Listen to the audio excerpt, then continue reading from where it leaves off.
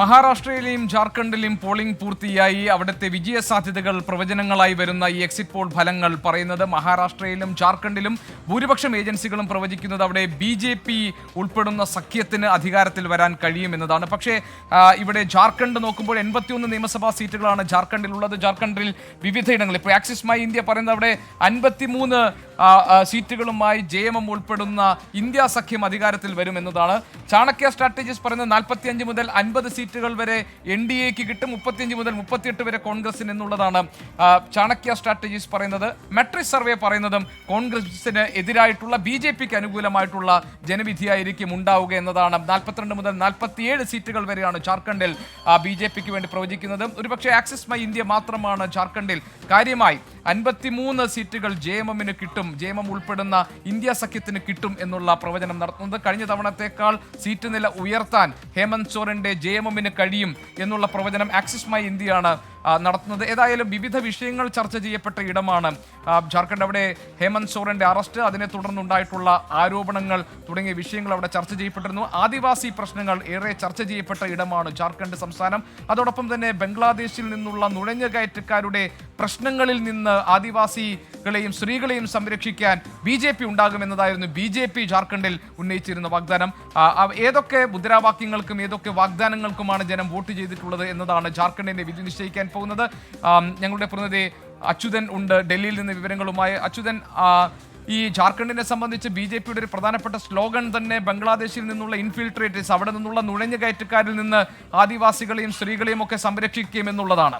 ഇവിടെ ഈ exit poll പ്രൊജക്ഷൻസിൽ കൂടുതലും BJPക്ക് അനുകൂലമായ ഒരു ജനവിധി ഉണ്ടാകും, JMMന് അവിടെ ഒരു തിരിച്ചടി ഉണ്ടാകും എന്നാണ് പറയുന്നത്. അത്തരമൊരു സാഹചര്യമാണോ ഈ ജാർഖണ്ഡിൽ യഥാർത്ഥത്തിൽ ഉണ്ടായിരുന്നത്?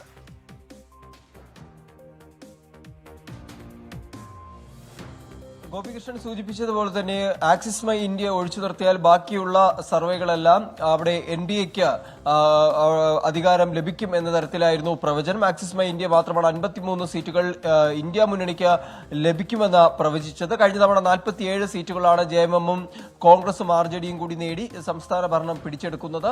എന്നാൽ ഇത്തവണ അത് എങ്ങനെയായി ആ രാഷ്ട്രീയം മാറി മറിയുമെന്നാണ് ഉറ്റുനോക്കുന്നത്.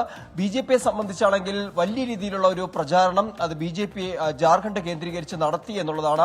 പ്രധാനമന്ത്രി തന്നെ 4ലേറെ റാലികൾ സംസ്ഥാനത്ത് എത്തി അഭിസംബോധന ചെയ്തിരുന്നു. ഒരു റോഡ് ഷോ സംഘടിപ്പിച്ചിരുന്നു. കേന്ദ്ര ആഭ്യന്തരമന്ത്രി അമിത്ഷാ, പ്രതിരോധ മന്ത്രി രാജ്നാഥ് സിംഗ്, പാർട്ടി അധ്യക്ഷൻ JP നദ്ദ ഉൾപ്പെടെയുള്ള നേതാക്കൾ മാറി മാറി പ്രചാരണ റാലികളിൽ പങ്കെടുത്തു എന്നുള്ളതാണ് ഏറ്റവും ശ്രദ്ധേയമായ കാര്യം. അവർ ഇന്ന് കേന്ദ്ര ആഭ്യന്തരമന്ത്രി അമിത്ഷായുടെ സംസ്ഥാനത്തെ പ്രചരണ രംഗത്തുണ്ടായിരുന്നെങ്കിൽ നാളെ അത് പ്രതിരോധ മന്ത്രി എന്ന നിലയിലായിരുന്നു ആ പ്രചരണം. ഒരു അഗ്രസീവ് ക്യാമ്പയിൻ ജാർഖണ്ഡിൽ BJP നടത്തി എന്നതിൽ ഒരു തർക്കവുമില്ല. മാത്രമല്ല, ഗോപികൃഷ്ണൻ സൂചിപ്പിച്ചതുപോലെ തന്നെ നുഴഞ്ഞുകയറ്റം ഏറ്റവും കൂടുതൽ ചർച്ചാ വിഷയമാക്കി. അതായത് പ്രാദേശിക വികാരത്തെ സ്പർശിച്ചുകൊണ്ട് BJP പ്രചാരണം നടത്തി എന്നുള്ളതാണ്. അത് ഛത്തീസ്ഗഡിൽ ഉൾപ്പെടെ ആ ഒരു തന്ത്രം BJPക്ക് ഗുണം ചെയ്തു. അത് കൃത്യമായി ജാർഖണ്ഡിലും അത്തരത്തിൽ പ്രാദേശിക വികാരത്തെ സ്പർശിക്കുന്ന രീതിയിലുള്ള ഒരു പ്രചരണം BJPയുടെ ഭാഗത്തുനിന്നുണ്ടായി. അതിൽ പ്രധാനമായും ചൂണ്ടിക്കാട്ടിയത് നുഴഞ്ഞുകയറ്റക്കാർ ആദിവാസി ഭൂമി കയ്യേറുന്നു എന്നുള്ളതാണ്. അതിനൊരു കാരണം കൂടിയുണ്ട്. കാര്യം ഈ ഇതുമായി ബന്ധപ്പെട്ട ആദിവാസികളുടെ അവകാശങ്ങൾ, സംസ്കാരം, ഇതിലെല്ലാം തന്നെ അവർ ആദിവാസി വിഭാഗത്തിന് അവർ അത് കേന്ദ്രീകരിച്ചാണ് അവർ കൂടുതലുമായി ബന്ധപ്പെട്ട രാഷ്ട്രീയ തീരുമാനങ്ങൾ കൈക്കൊള്ളുക. അപ്പോൾ ആ ഒരു കാര്യത്തിൽ നുഴഞ്ഞുകയറ്റക്കാർ ആദിവാസി ഭൂമി കയ്യേറുന്നു എന്നുള്ള തരത്തിലുള്ള പ്രചാരണം അത് ഗോത്ര വിഭാഗങ്ങൾക്കിടയിലേക്ക് BJPക്ക് കൂടുതൽ സ്വാധീനം ചെലുത്താനായുള്ള ഒരു തന്ത്രത്തിന്റെ ഭാഗമായി കൂടിയായിരുന്നു അത്തരത്തിലുള്ള പ്രചാരണം.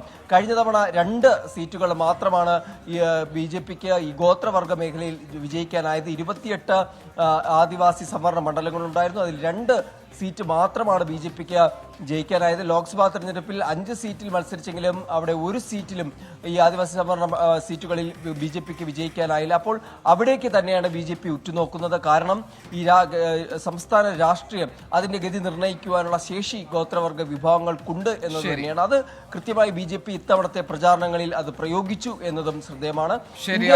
വിവരങ്ങൾ നൽകിയത് ഡൽഹിയിൽ നിന്ന്. മഹാരാഷ്ട്രയിലും ജാർഖണ്ഡിലും പോൾ ഓഫ് പോൾസ് പരിശോധിക്കുകയാണെങ്കിൽ 2 ഇടങ്ങളിലും BJP ഉൾപ്പെടുന്ന മുന്നണി അധികാരത്തിൽ വരാനുള്ള സാധ്യതകളാണ് പ്രവചിക്കപ്പെടുന്നത്. അപൂർവം 1-2 ഏജൻസികൾ മാത്രമാണ് മഹാരാഷ്ട്രയിൽ മഹാവികാസ് അഘാഡിക്ക് വിജയം പ്രവചിക്കുന്നത്. മറ്റു ഇടങ്ങളിൽ മറ്റ് ഏജൻസികളൊക്കെ തന്നെ BJPക്ക് ഗുണകരമായ ജനവിധി ഉണ്ടാകും മഹാരാഷ്ട്രയിലും ജാർഖണ്ഡിലും എന്ന പ്രവചനങ്ങൾ നടത്തുന്നു. ഏതായാലും ജനവിധി എന്താണെന്ന് കാത്തിരിക്കാൻ 2 നാൾ മാത്രമാണ് അകലെയുള്ളത്. 23-ാം തീയതി വോട്ടെണ്ണി കഴിയുമ്പോൾ അറിയാം മഹാരാഷ്ട്രയിലും ജാർഖണ്ഡിലെയും ജനവിധി ആർക്ക് അനുകൂലമാകുമെന്ന്.